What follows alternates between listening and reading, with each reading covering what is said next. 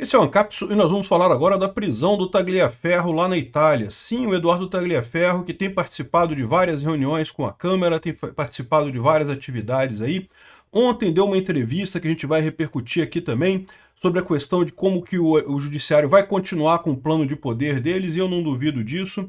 E agora a gente tem a notícia que saiu nesse momento de que o Eduardo Tagliaferro foi preso na Itália. Não há muita informação ainda sobre exatamente de que maneira, por que motivo, qual o pretexto que ele foi preso lá na Itália, mas é uma coisa muito preocupante isso daí. Isso mostra duas coisas, na verdade. Primeira coisa é que o pessoal que está pensando em se proteger na Itália, toma cuidado, né? A Carla Zambelli está presa também. Aliás, a Carla Zambelli também tem uma preocupação enorme com esse negócio todo aí, porque, de novo, ela foi perseguida, evidentemente, acabou sendo presa, ela está presa ainda, e parece que o Tagliaferro agora foi preso também, mas não sabemos ainda detalhes do porquê que ele foi preso, né?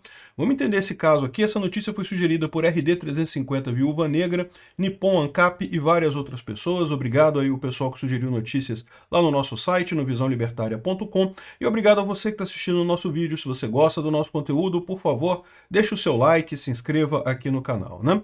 Pois bem, o caso do Eduardo Tagliaferro eu vejo como mais semelhante ao caso do Alan dos Santos e o caso do Oswaldo Eustáquio. Ele é um cara que, se teve algum crime, o crime que ele está sendo acusado é o crime de falar contra o Alexandre de Moraes, né? E isso é direito de todo brasileiro, né? Mas ele divulgou informações confidenciais. Olha só, esse caso de você fazer delação de condições erradas, isso é dever do funcionário público. Os funcionários públicos deveriam avisar quando os seus chefes estão cometendo barbaridades, como ele está fazendo, né? Sigilo profissional é para informações correntes. Então eu fico muito preocupado com essa prisão do Eduardo Tagliaferro. Eu não imaginava que isso pudesse acontecer. E aí surge a hipótese de realmente o Alexandre de Moraes ter alguma ligação com os mafiosos lá da Itália que conseguiram fazer esse tipo de coisa. Não sei como é que foi que eles puxaram essas cordinhas para fazer isso, né? Vamos ouvir aqui, esse cara aqui é um dos advogados do Eduardo Tagliaferro que está falando nesse trecho aqui. Eu vou tocar para vocês o que ele está dizendo aqui. Pessoal, Eduardo Tagliaferro foi levado pelas autoridades italianas. As autoridades chegaram na casa dele, levaram sem nenhum mandado, sem dizer para onde estavam levando. Disseram que estavam cumprindo uma notificação de residência. Isso não existe aqui na Itália, não existe notificação de residência. Não deixaram sua esposa acompanhá-lo. Ele ligou para os advogados aqui, para o Piero Emílio, ligou para mim, e eu estou indo ver o que aconteceu com ele, e logo mais eu vou voltar com as informações para vocês. Então, como você pode ver, o Dr. Fábio Pagnosi é um dos advogados do Tagliaferro lá na Itália. Ele ainda está vendo o que aconteceu, mas o ponto é que levaram ele sem muita explicação, sem muita lógica, né? É claro, é importante notar que a barreira da língua pode ter sido um problema. O italiano é relativamente parecido com o português, mas talvez o Tagliaferro e as pessoas que estavam com ele lá não conseguiram se comunicar corretamente. A informação é que a gente não sabe por quê, qual foi o motivo dele ter sido preso, né? Ele falou alguma coisa de denúncia de residência, não sei o que lá, mas isso realmente não faz sentido nenhum, né? Deve ser alguma coisa que está acontecendo. E olha só o absurdo da coisa, né? Isso aconteceu logo em seguida dessa entrevista que ele deu ontem, né, para um canal aqui no Brasil, falando sobre o judiciário. Vão continuar com o plano de poder. Denúncias indicam ambiente de vigilância interna, pressão sobre servidores e manipulação política nas eleições. Então, essa denúncia aqui do Tagliaferro é uma denúncia muito séria. Aliás, todas as denúncias que ele tem feito são extremamente sérias.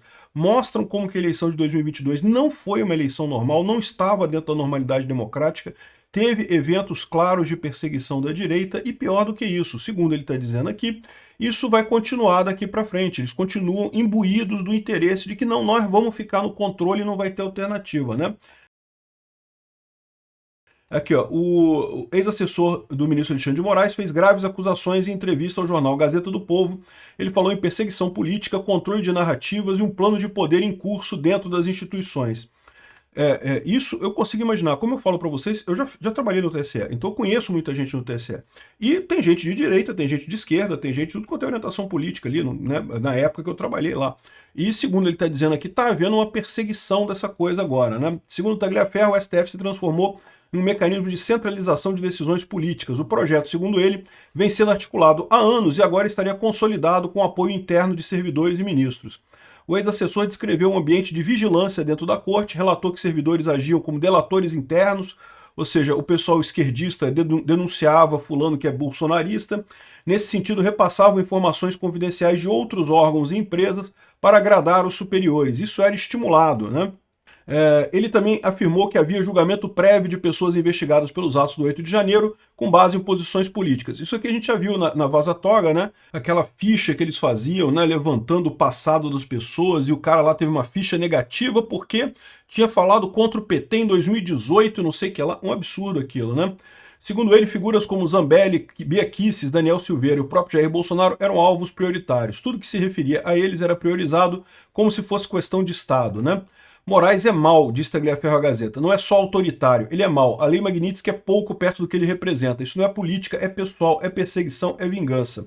Bom, isso eu já falei para vocês. Eu tenho essa impressão também que o Alexandre de Moraes, até pela quantidade de erros que ele comete, ele está numa busca pessoal, numa briga pessoal, né? Ele se sente pessoalmente atingido e com isso busca vingança a qualquer custo. Isso não é uma coisa razoável para um juiz, mesmo que tivesse com um projeto de poder. É mais do que isso, é mais do que o projeto de poder, é vingança pessoal que ele sente, né? E a nova presidência não muda nada, isso a gente já sabia, eu já falei para vocês, ele reforça que já está acontecendo, já falava-se dentro do gabinete de Moraes que ele seria o próximo presidente do Supremo, isso fazia parte da lógica de poder, não do mérito jurídico. Eles vão continuar com o plano de poder, o plano do governo deles, isso ninguém tem dúvida, né? É claro, o que fica mais difícil para o Alexandre de Moraes agora é justamente com a Magnitsky, isso pode assustar os outros ministros que estão no entorno dele, né? Aqui, ó, outra coisa importante que o Tagliaferro colocou. As eleições não serão limpas. Não é só interferência pontual, é engenharia de dominação de narrativa jurídica e tecnológica. Não vão permitir um projeto conservador volte a poder por vias democráticas. Há planos para inviabilizar juridicamente candidaturas que ameacem o sistema estabelecido. Isso é um dos motivos pelos quais o pessoal do Congresso está insistindo no PL da anistia. Tem que ser anistia, porque senão qualquer candidato ao Senado com um pouquinho mais de ligação com Bolsonaro, um pouquinho mais à direita, vai ser automaticamente limado das eleições em 2026, justamente por conta do risco, né? Sem contar o risco de descredenciar o partido, né? Que o Alexandre de Moraes pode fazer. O cara vai estar presidente, o Fachin é o presidente do STF, mas ele está lá no STF, se ele convencer o pessoal. No exílio da Itália, Tagliaferro destacou que está preparado para ser preso ou extraditado. Disse não ter recebido nenhuma notificação oficial, mas relatou episódios recentes em Roma quando policiais o abordaram.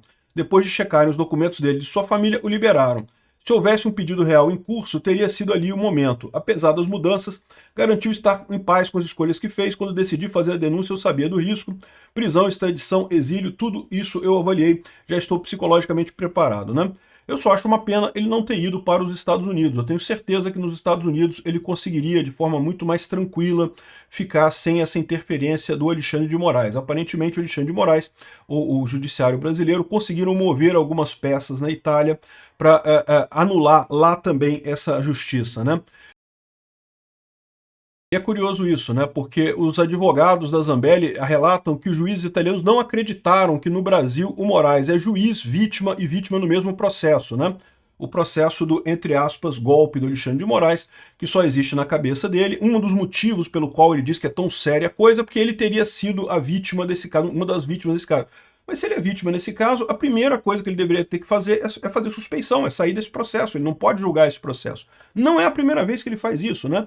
No caso do aeroporto de Roma, durante toda a fase de investigação, ele atuou como juiz do processo, né? Toda a fase do inquérito, né? E tudo bem que, na verdade, na hora do processo, né, ele passou isso para o Toffoli que foi o juiz do processo, no caso lá do aeroporto de Roma.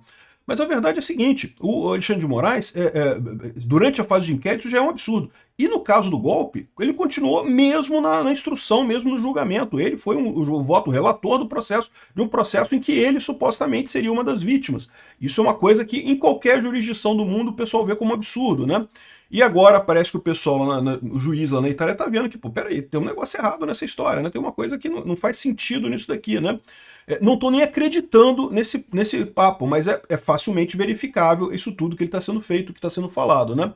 Então, talvez o que aconteceu aqui foi isso. Alexandre de Moraes foi à Itália, preparou os juízes com a narrativa deles, mas o pessoal vai perceber que a narrativa deles é a narrativa errada no final das contas, não corresponde à verdade, né?